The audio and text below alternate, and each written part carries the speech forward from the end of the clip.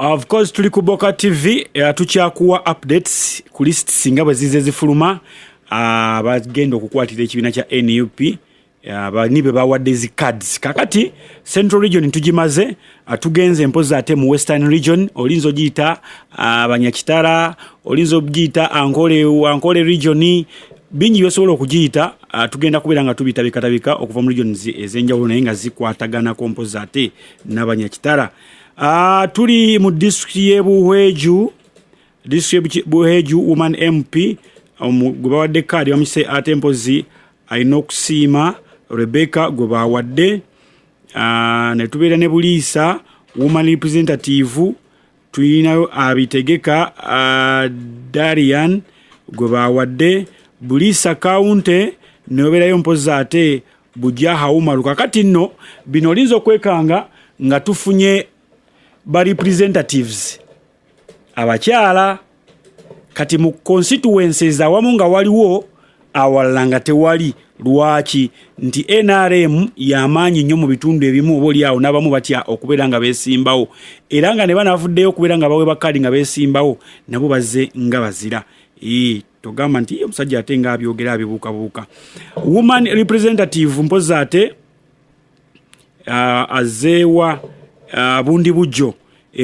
woman representative nobeerayo omukyala Kabasinguzi Jennifer yaliyo then tubeera ne Bundi Bujjo omulala ate mpozi bagise Bujendera County Bujendera County bawadde mpozi ate Bwambale Godfrey gwe bawadde ne tubeera mpozi ate ne Bundi Bujjo Bwamba County eno bawadde mpozi ate Ruranganywa Roland gubawadde kaadi ne tuddayo era still ne tugenda mu Bunyangabo umani ate mpozi representative gubawadde kaadi ye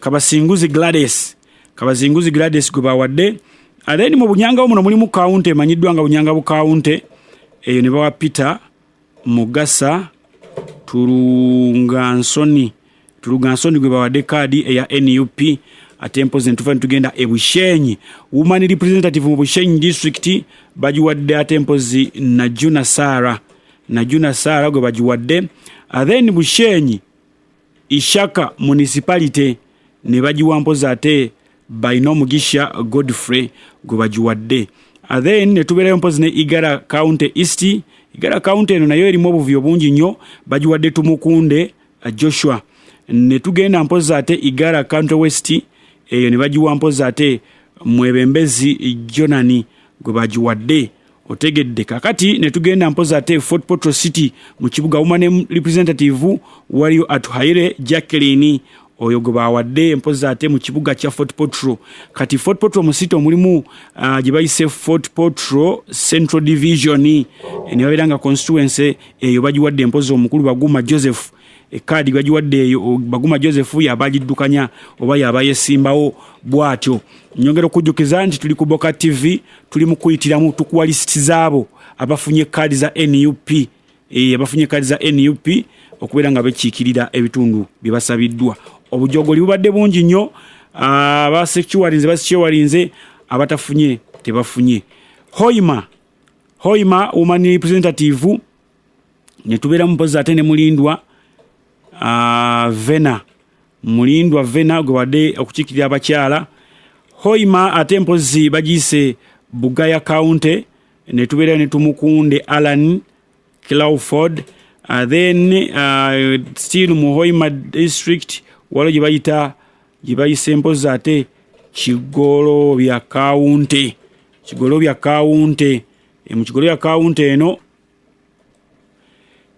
Kigulumbya County eno waliyo Mugisa Crispus yaliyo then netugenda Hoima City woman representative waliyo omukyala Kiza Bridget yaliyo then tubeera ne Hoima City era still mu Hoima East Division waliyo mpozi ate Twesije Dennis Kiseka yaliyo tulina Hoima City still mu Hoima West Division waliyo mukulu Kato Ronald yo tabeera mukulu abeera Kato Ronald abeera na mutabani wange Ibanda Ibanda women representative ne tubereyo mpozi ate ne Kanyange Patricia Ayamba yali eyo ate mpozi mu Ibanda. Ne tugenda Isinjiro eno iwabakaye waliyo Kyali Imparest Sarah woman representative yaliyo.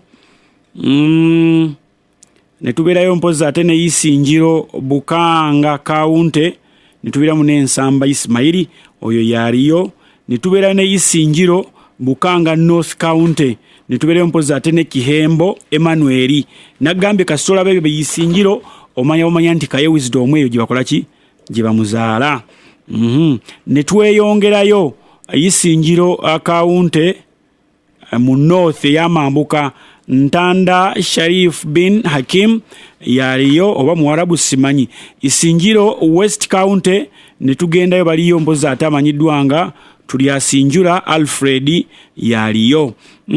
Tugenze Kabale Ndorwa County East ne tuberayo ne Sunday Elias yaliyo.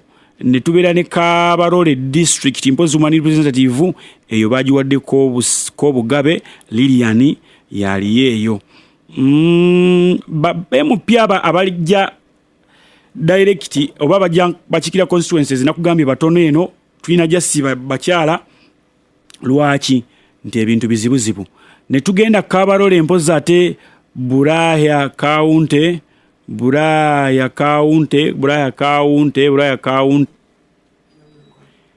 eyo waliyo mpozi ate amanyiddwanga Muhumuza Ronald yaliyo eyo. Ne tugenda koze Ekagadi eno tulinayo Buyaga East County tulinayo Asinjire Brian. Then ne tuberayo mpozi ne Kagadi gye bayise Buyaga West County ewaliyo Agaba Bazilio yali eyo. Tulina Kamwenge mpozi ate no waliyo Atuhaire Patience yaliyo. Then tubera ne Kamwenge mpozi ate ka Kibale County Asimwe Deriki yagenda okubera mpozi ngate obuli avuganya ku kadi ya NUP. Kamwenge ne tuberayo mpozi ate ne Kibale East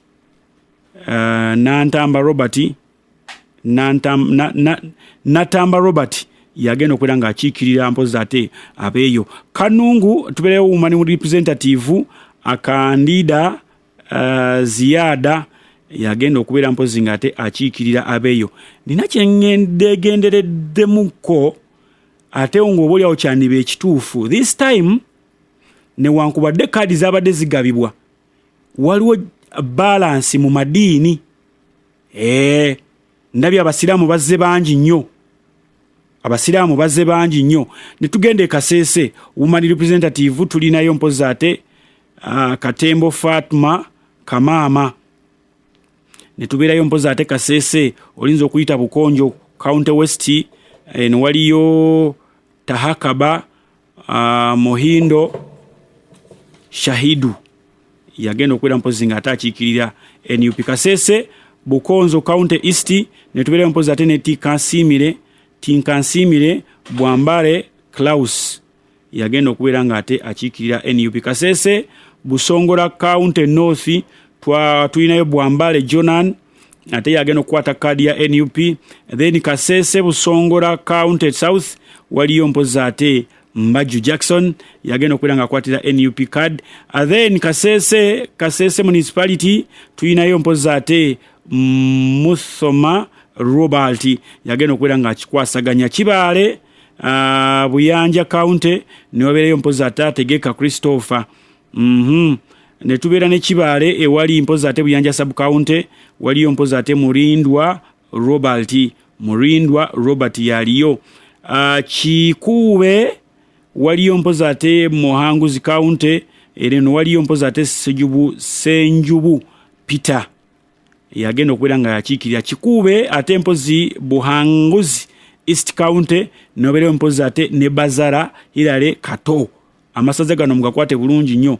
Kiruhura eno si wava omukulu tayewa. Kashongoji County waliyo Asimwe Joseph yaliyo eyo. Then Kiryandongo Kibanda North County nobereyo mpozi ate Alinaite Rogers yagenda okubeera ng'ajja. Kiryandongo Kibanda South nobereyo mpozi ate Wobwinganiza Thanks yagenda okubeera nga yajja. Kisoro waliyo woman representative amanyiddwa nga ate mpozi Mbonye Eleni oba ontegedde Mbonye Eleni.